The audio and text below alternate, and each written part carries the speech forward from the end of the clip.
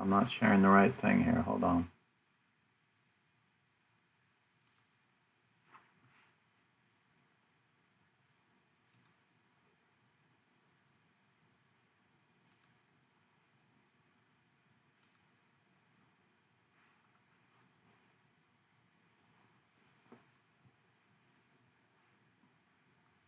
Okay.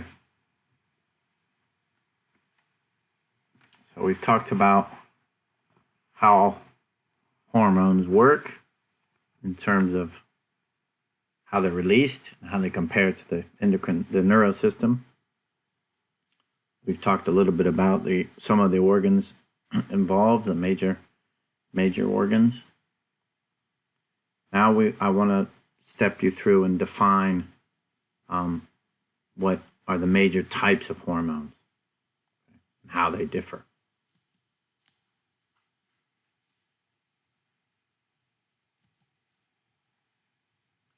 So, just a reminder of the definition of hormones again. So, again, this is a popular exam question. Chemical messengers that are produced by cells of ductless glands carried by the blood circulation, detected by non-adjacent target cells that manufacture a specific high affinity receptor to which the hormone can bind and initiate a response. Typically, you define and classify hormones as peptide hormones, steroid hormones, and then oftentimes within the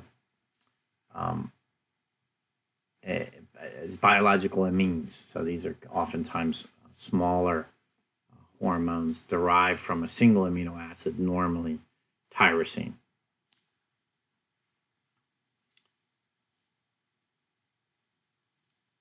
Now, one note, thyroid hormones are also derived from tyrosine, but they share similar biochemical characteristics with the steroid hormones. So they are often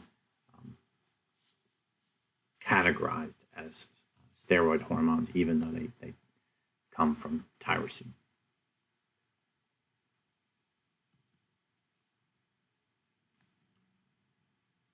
Okay.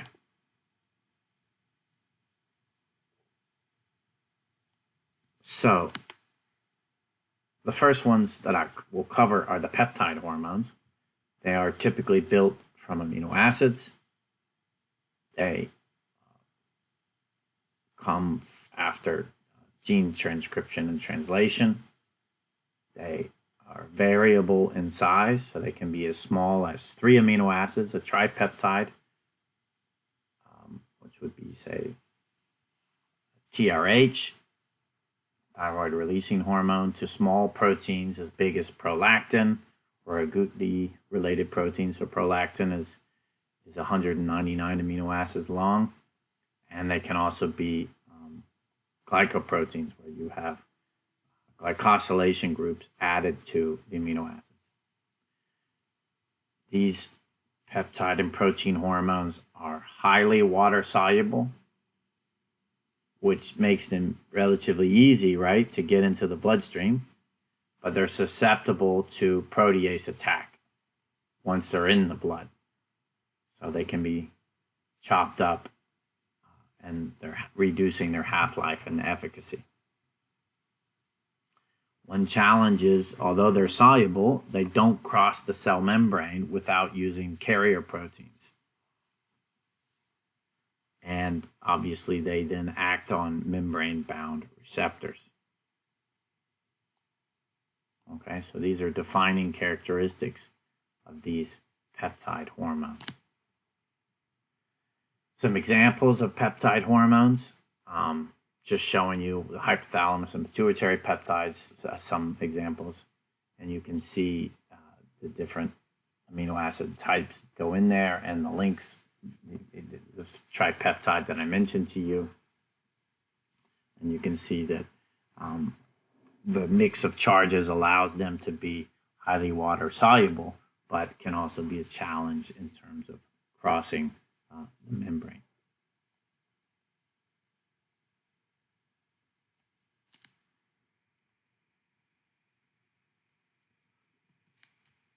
What about our steroid hormones? These are typically synthesized from cholesterol, okay? Obviously not for the thyroid, which we'll learn about. Those comes from tyrosine. But they both share the characteristics of typically being lipid soluble, poorly water soluble. They're transported in the blood, bound to plasmid proteins. Their only unbound hormone is typically biologically active. Okay, so when it's bound to the hormone, it's not active. And because of their characteristics, they are able to cross the cell membrane and act typically on intracellular receptors, not receptors at the plasma membrane. And examples are estrogen and, say, testosterone.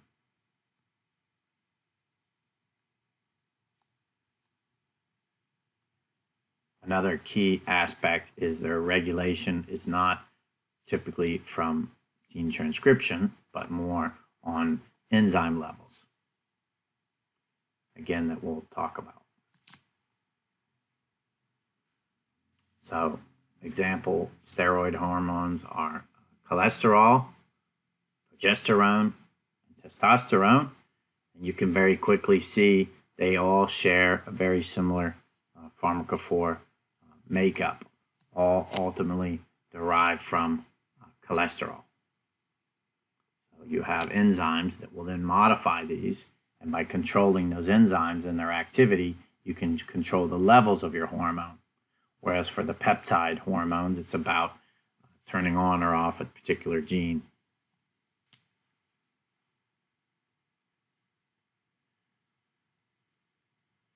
We have 5 classes of steroid hormones. Sorry, there's been a shift here in the slide. 2 families. You have the adrenocortical versus the gonadal sex hormones. Okay, so you've got the glucocorticoids, mineralocorticoids, all coming considered from the adrenocortical, and then you have the androgens, estrogens, and progesterones, which are typically considered gonadal.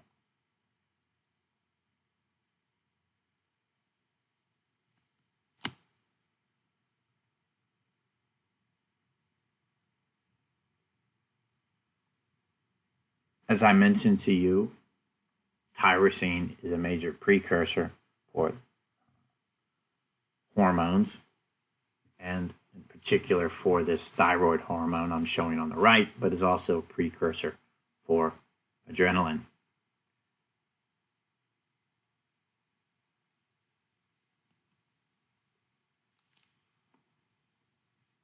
So how does the synthesis of the steroids differ from that of the peptide hormones? As I mentioned to you, peptide hormones are encoded by specific genes, whereas steroid hormones are synthesized in a biochemical fashion from the enzymatic modification of cholesterols or tyrosine. Thus, there's no gene which encodes aldosterone, for example, and as a result, there are far fewer different types of steroid hormones than peptide hormones. So steroid structures are very, very similar from species to species. Whereas, and the regulation of steroidogenesis involves control of the enzymes which modify cholesterol into the steroid hormone of interest.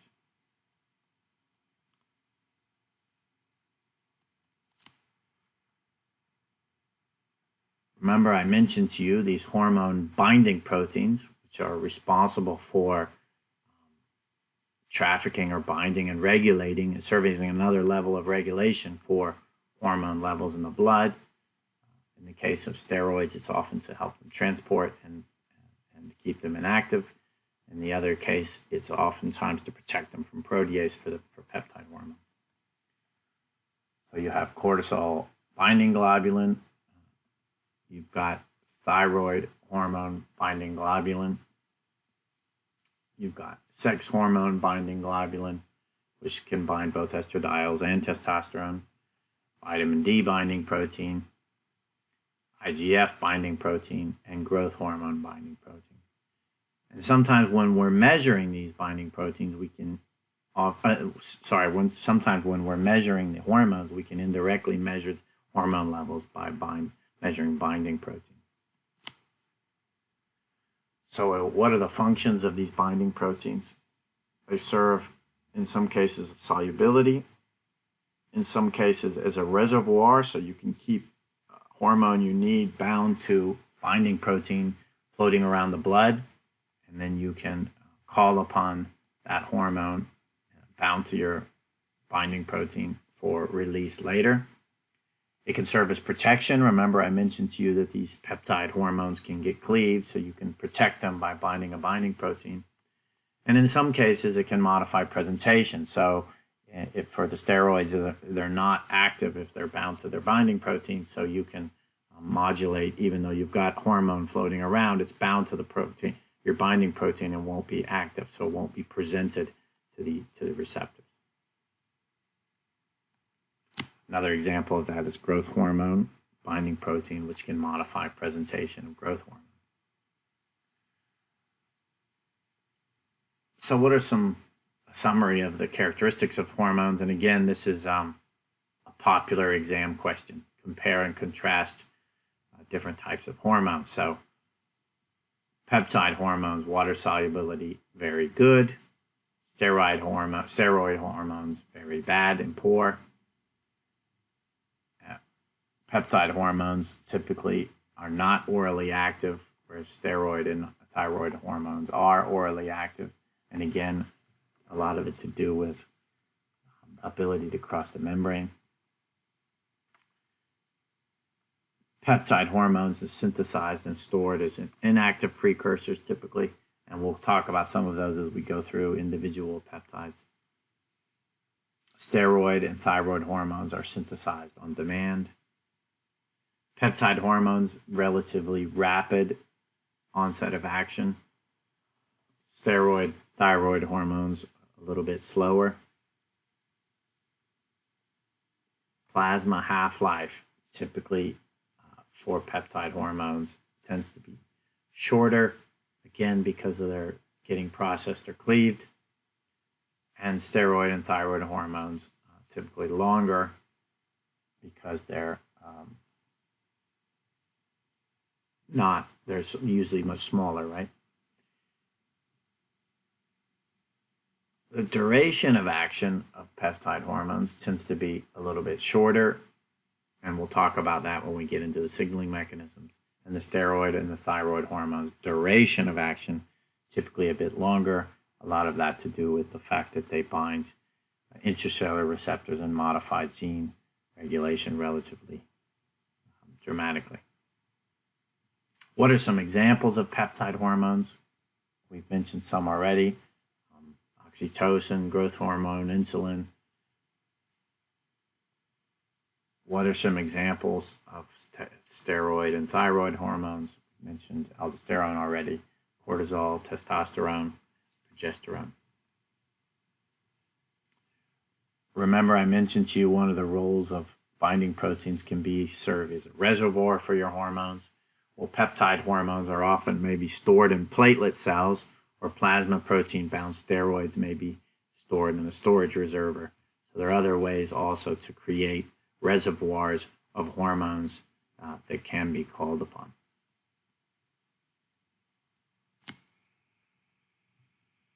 Okay, so we've talked about what the endocrine system was and why it's important. We've talked about gross anatomy, and we'll talk in more detail as we go through for each organ in higher detail the anatomy. We've compared and contrasted the endocrine and the nervous systems. I've defined for you and classified the different hormones and provided with you the characteristics. And now, towards the rest of this lecture, I want to talk about regulation of the endocrine system. And then at the end, we'll have a short, some review questions for you.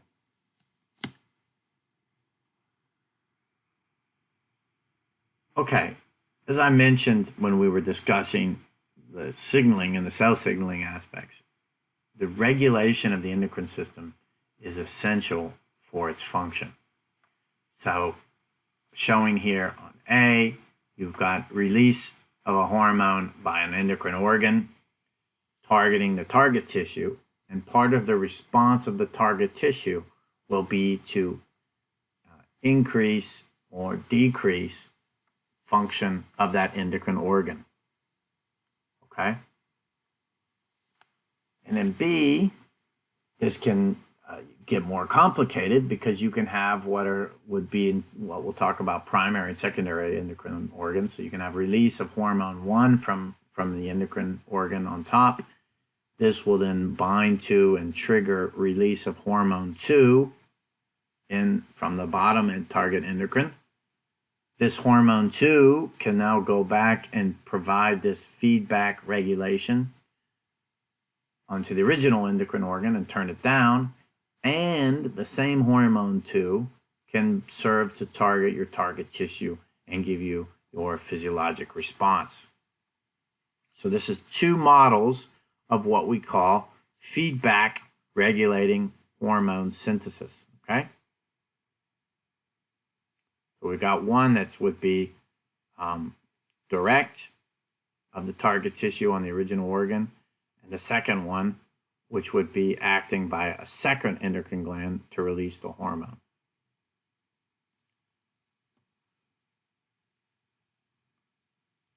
The second model would be an illustration of the axes between the interior pituitary and peripheral end of target organs. Okay? In the first case, I'm showing you both positive and negative feedback, and in the second case, it would be negative feedback. But again, we'll talk about that a bit more in the next few slides. Typically, but not in all cases, the secretion of a hormone by a given gland is controlled by the interior pituitary gland. So the interior pituitary gland secretes stimulating or trophic hormones.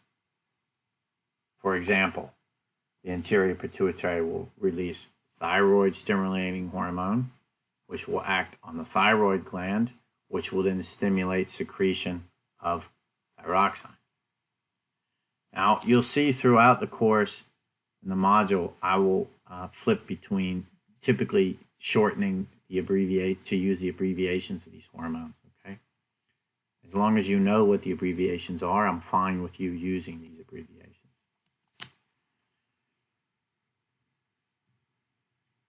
Adrenocorticotropic hormone, ACTH, again made by the interior pituitary, acts on the adrenal cortex, which then stimulates secretion of cortisol.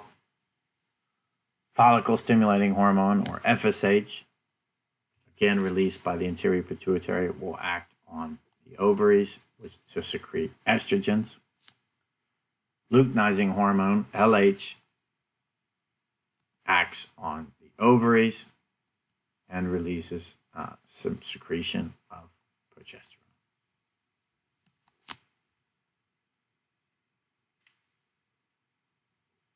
Now, what controls secretion of a hormone by the interior pituitary gland, and that is the hypothalamus. So it's upstream, and the hypothalamus secretes what we call releasing hormones. Hypothalamus secretes, for example, thyrotropin releasing hormone, or TRH, which then drives secretion of thyroid stimulating hormone, or TSH.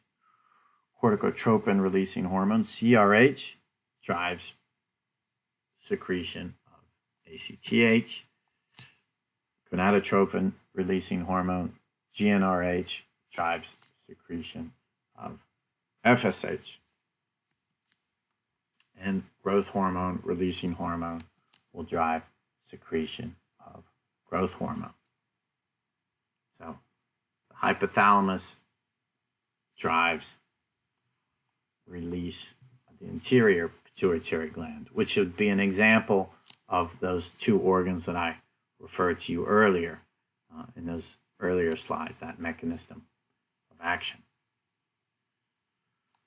So typically we talk about axes when we talk about the endocrine system. So this is an example of the hypothalamo-pituitary-ovarian axis. You have hypothalamic drive releasing GnRH.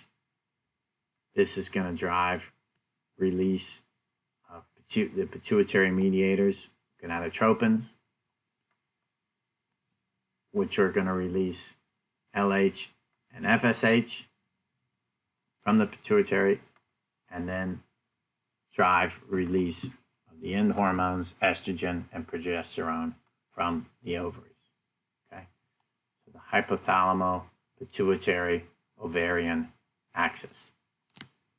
Hypothalamus releases GnRH, pituitary releases LH and FSH, and then the hormones at the end, estrogen and progesterone, after LH and FSH target the ovaries. Now, the challenge as a physician will be to measure these hormones and detect these hormones, okay? Because due to this impact of release, respond, feedback, regulation, the levels of many of these hormones fluctuate during the day and during, say, life course, as well as if someone's got a pathology or a disease. So this is just a relationship, an illustration of the relationship between the pituitary trophic hormone secretion and then the primary gland activation. Okay, so you can see that on top we've got ACTH, which is going to target the adrenal gland, and when ACTH is being released, you have fluctuation in cortisol levels. Okay, but that shift in time is you have a several minute shift in time between the two, so you can measure ACTH, and then as the ACTH drops, afterwards you'll see a drop in the cortisol levels. Okay, so you need to measure these responses dynamically to really see the change. You may measure at 2 different time points, for example.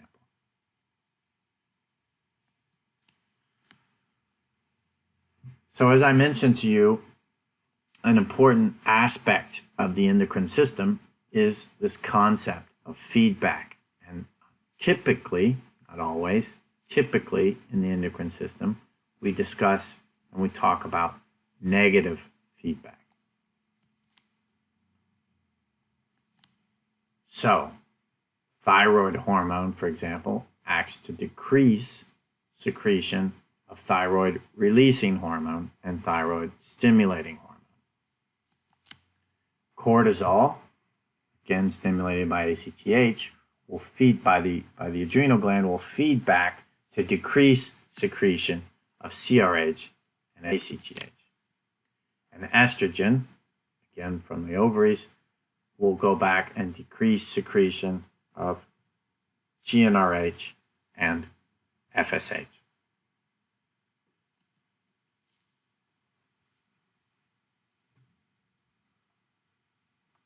So, within this same hypothalamo-pituitary-ovarian axis I showed you earlier, you will have these 2 feedback loops. You will have estrogen and progesterone feeding back to LH and FSH and reducing their production and release, and LH and FSH doing the same, releasing and inhibiting GnRH. This first loop, short loop negative feedback of estrogen, progesterone to LH, FSH is called short loop negative feedback, and then the impact estrogen and progesterone can have on GnRH, which also occurs, is called long feedback. Long loop negative feedback versus short loop negative feedback.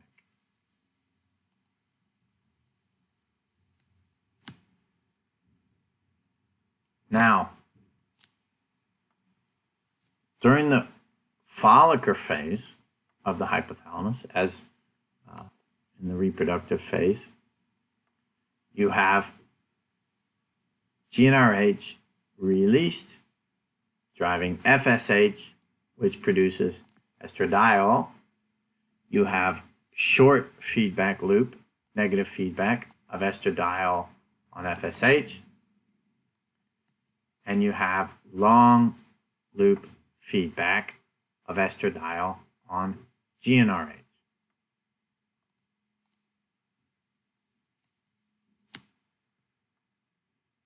What are some other examples of short loop and negative feedback examples? It can be found within the pancreas and insulin and glucagon. So when blood glucose is above 6 millimolar, you have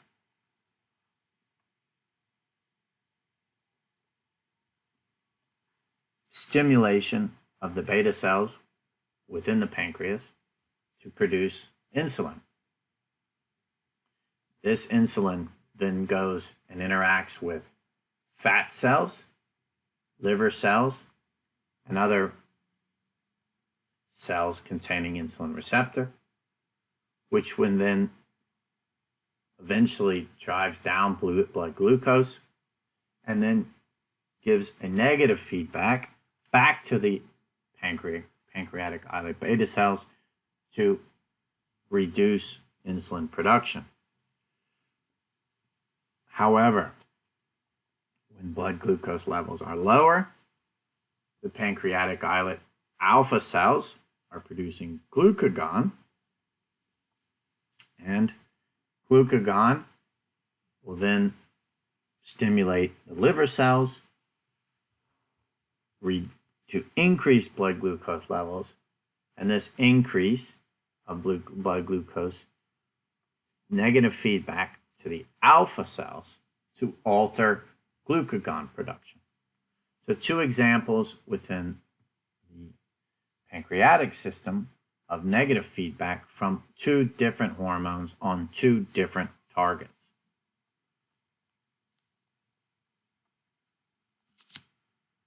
Another example of feedback mechanisms in the hypothalamus pituitary adrenal axis.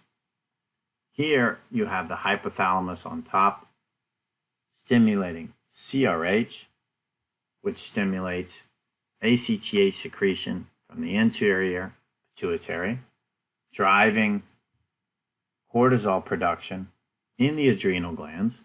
And this cortisol can then feed back both short and long loops, short back to the interior pituitary to decrease ACTH production, and long loop feedback back to the hypothalamus to impact CRH. Okay? In addition, the cortisol is going to have metabolic effects, which will then feed back onto stress, which will again impact on a long loop feedback, CRH production from the hypothalamus. So you can quickly see that our bodies act like mini computers to have these circuits of feedback communication and impact our function and physiology. So as I mentioned to you, a common consequence of this complicated circuitry and feedback is variation in hormone concentration. So here's an example of cyclical variation in hormone concentration with a hormone going up and down depending on the time. So if you were to measure, you can get an average concentration of hormone, right? But that average is going to change depending on the actual concentration and the time of day that you measure it.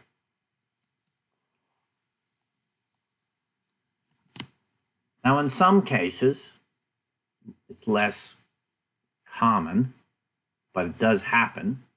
You get an exaggerated response or positive feedback within the endocrine system. And this is a situation where the initial stimulus produces a response that exaggerates or enhances its effects. Positive feedback systems are uncommon in the endocrine system, but at key points typically are very important.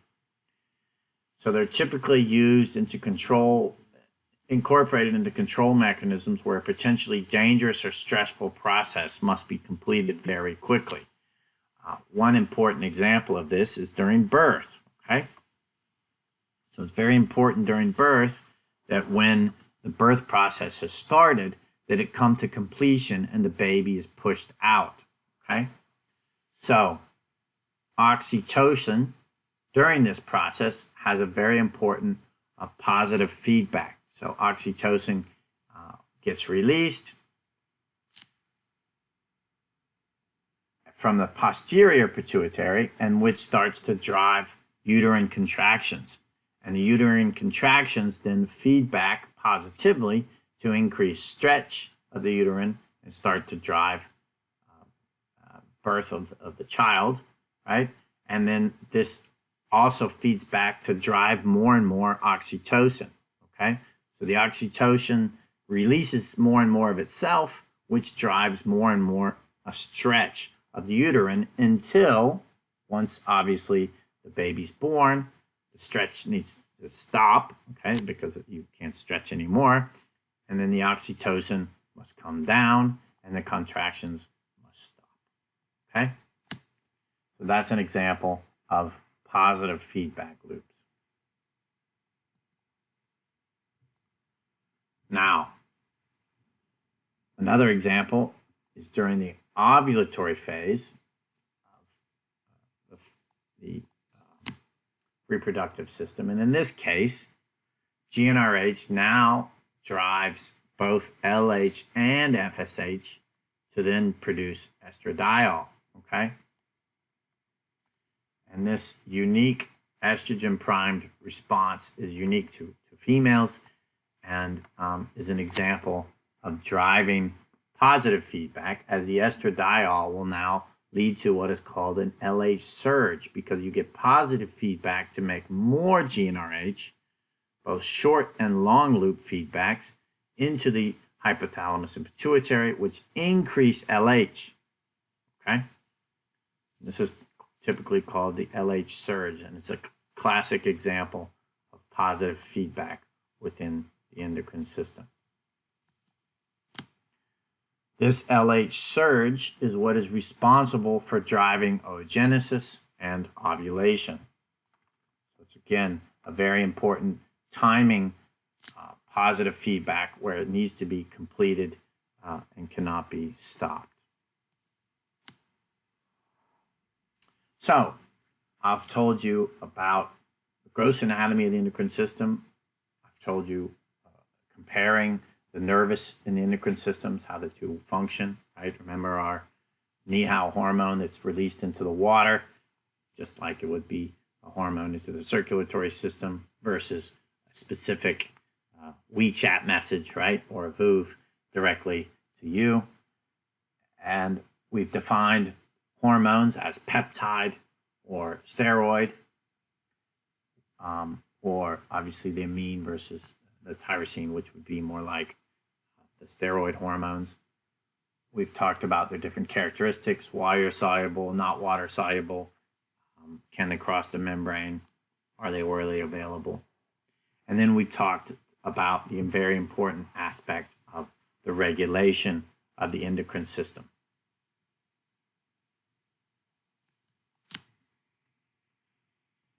Now, a common question for all of you will be, what do you actually need to know for the exam? And I try to highlight these in the lecture with these blue sides so you can appreciate what aspects to focus on when you're studying. If you focus on these blue shaded slides where I've put them, you'll do very well within the course. Now, to help you within the course, I'd like you to go to, I just want to highlight that this is, I covered mainly initial chapters of the Paul Guard. But if you want to go to this website, we can practice some questions together.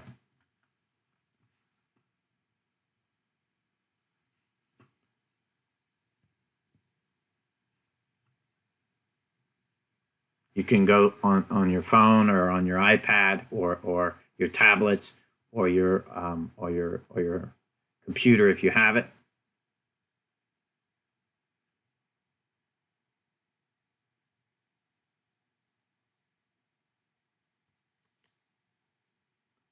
Let me pull it up here.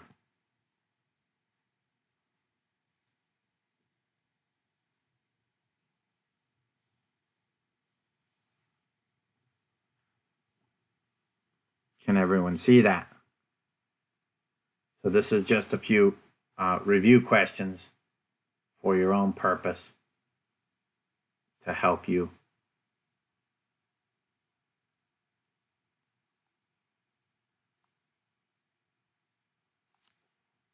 There you go. Somebody got there.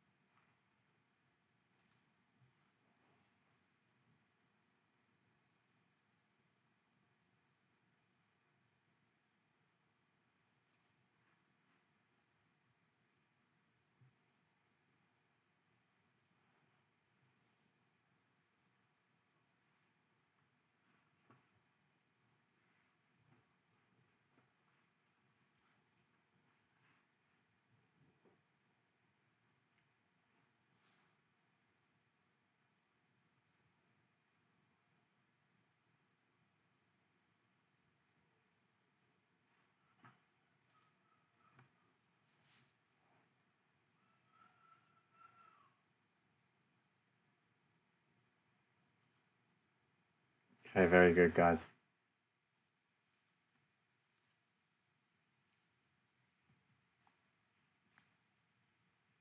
Next question.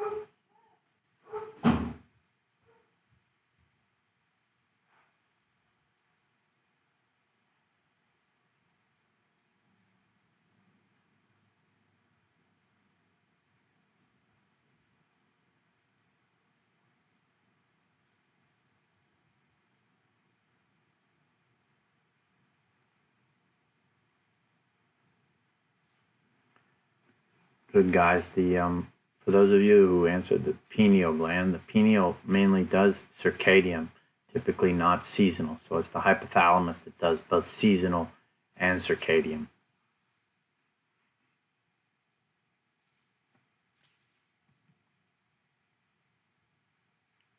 What do we consider the master gland?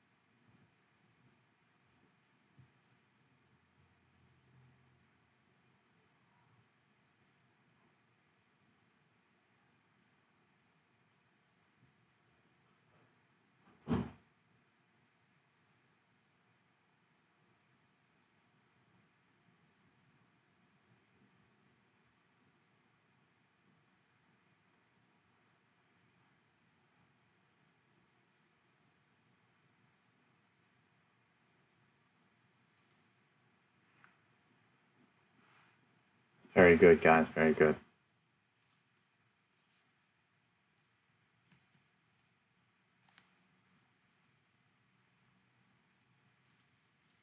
So which of these acts faster?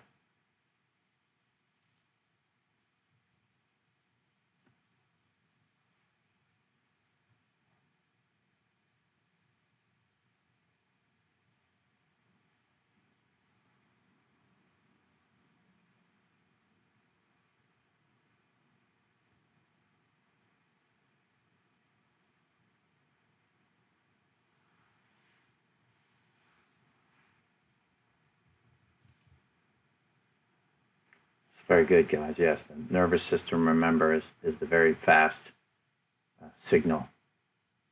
The endocrine system typically slower.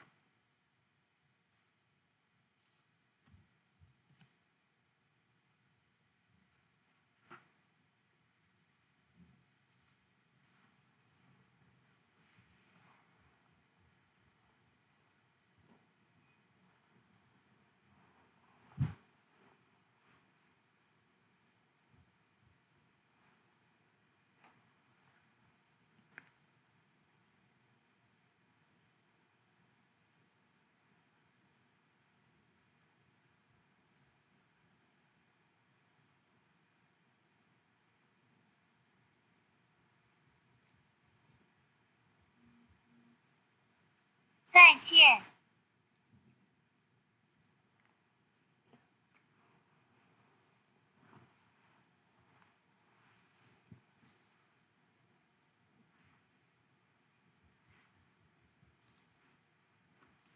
That's good, guys. That's right.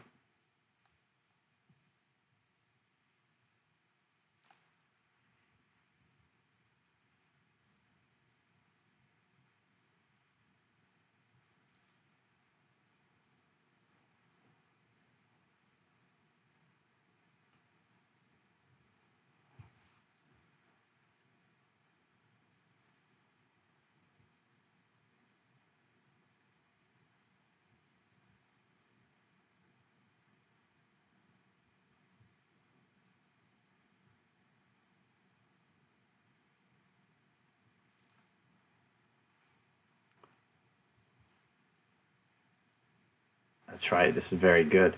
One exception is the neurosecretory cells, right? Which have that very rapid signal initially, but they release a hormone into the blood vessel, which then goes on to have much more prolonged interaction.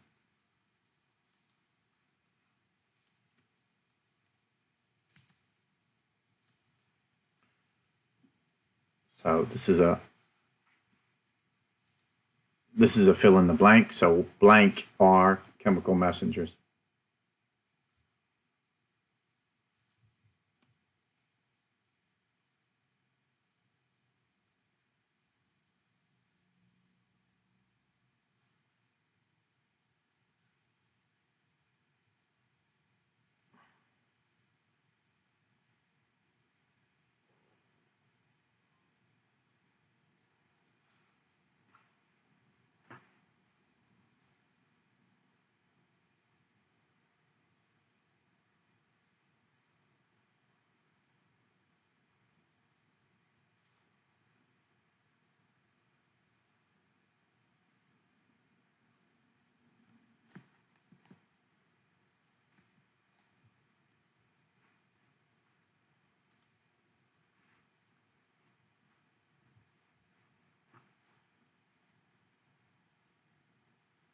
So we talked about which hormones require gene transcription, which ones come from cholesterol, for example, which ones come from amino acids.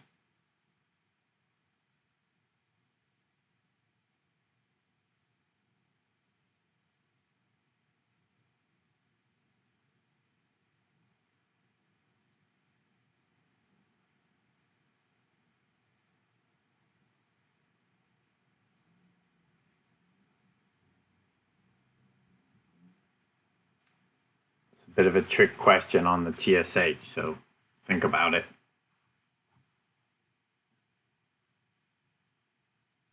Think about where TSH comes from versus, say, thyroid hormone.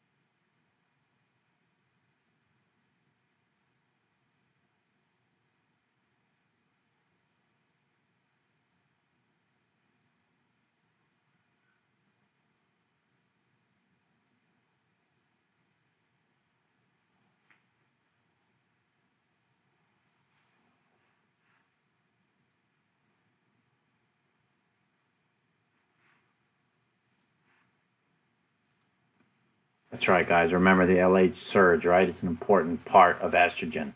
So it can have positive or negative feedback depending on which part of the cycle it is.